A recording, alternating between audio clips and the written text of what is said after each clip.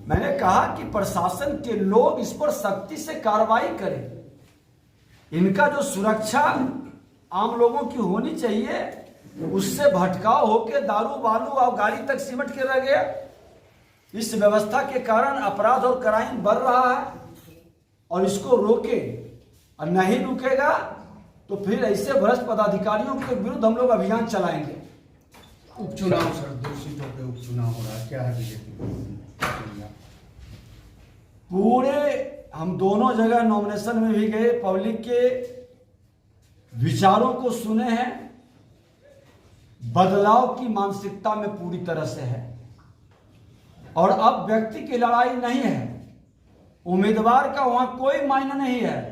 2 विचारधारा की लड़ाई है, राजद बनाम भाजपा, कुशासन बनाम सुशासन, गुंडा राज बनाम सबका साथ सबका विकास। अब इस पर निर्णय होगा। आज भ्रष्टाचारियों की जमात एक साथ जुटकर अपराधियों के और भ्रष्टाचारियों को संरक्षण में सत्ता चलाना चाहते हैं। खुल करके एक एक व्यक्ति 5-5 विभाग को अपने हाथ में लेकर पूरी विभाग की तहसीलदारी और भ्रष्टाचार दोहन शोषण के वातावरण को अंजाम देने की व्यवस्था अगर जो करेंगे तो जनता बिहार की बहुत देर तक स्वीकार नहीं करेगी और इसका बड़ा संदेश इस चुनाव से जाएगा। सर सीबीआई और ईडी का रेड बिहार में जो पड़ रहा है, जदयू और आरजेडी कर रही है कि बीजेपी एजेंसियों का गलत दुरुपयोग कर रहे हैं।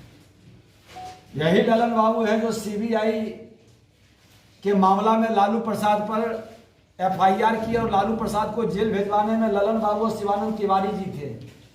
और आज बेचैन क्यों हो रहे हैं? आप जब पवित्र हैं तो जांच होने दीजिए, केंद्रीय एजेंसी को सहयोग करिए। दुखद और दुर्भाग्य है कि संवैधानिक संस्थानों पर इनका विश्वास अब नहीं रहा, क्योंकि इनकी संगति भ्रष्टाचारी और अपराधी को संरक्षित करने वाले जंगल राज के पुरोधा के साथ हो गया। इसीलिए बेचैनी है, लेकिन घबराइए नहीं।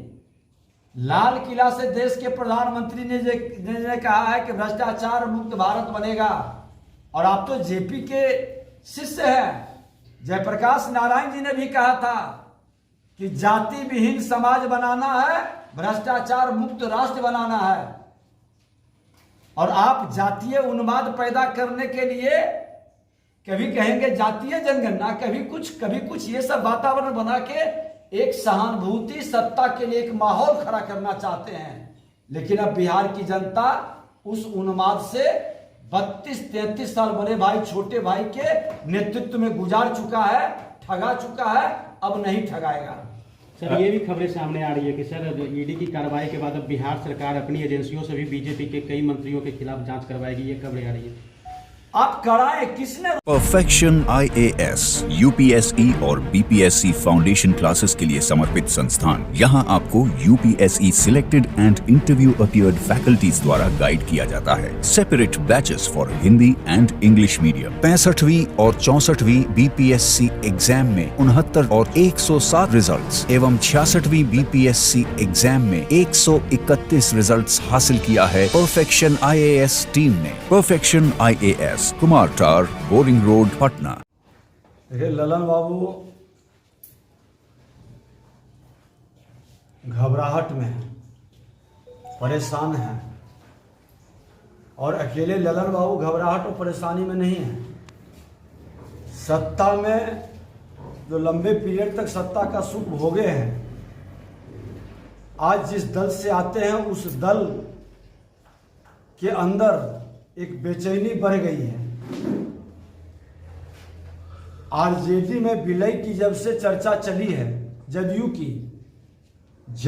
के कई विधायक जदयू छोड़ने के लिए मन मिजाज बना रहे हैं और वो आरजेडी के जंगल राज से गुंडा राज तक की सफर को स्वीकार नहीं रहे हैं। मुख्यमंत्री जी लाख कहेंगे कि ये जनता राज है।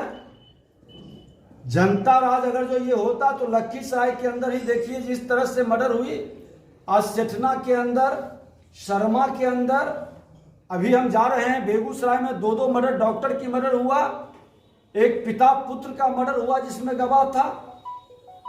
जिस तरह से लूट, हत्या, अपहरण, बलात्कार, बालू और दारू का जिस तरह से प्रशासनिक अराजकता और भ्रष्टाचारियों का शिकार खेल हो रहा है।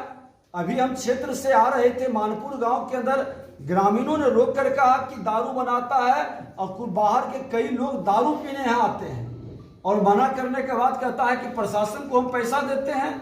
हमने एसपी से भी बात किए हैं, एसपी कहा कि उन लोगों को भेज दीजिए। प्रशासन इसको सख्ती से दारू और बालू के नाम पर उगाही बंद करे, और लखीसराय के अंदर कानून व्यवस्था बिगड़ने का सबसे बड़ा कारण दारू और बालू है, और थाना और प्रशासन में बैठे लोग इसके नाम पर उगाही बंद कराने का व्यवस्था सुनिश्चित करे और अपराध को रोके। अपराधियों का मनोबल किसी भी स्थिति में नहीं बढ़ना चाहिए, और इस तरह की घटना कि अगर जो फेलियोरिटी होगी तो फिर जिम्मेवारी तय की जाएगी उन लोगों का। और मैं कहना चाहूंगा कि शासन आते और जाते रहता है, शासन के हस्तिनापुर के गुलाम बनने वाले पदाधिकारी चिन्हित होंगे और बख्शे नहीं जाएंगे।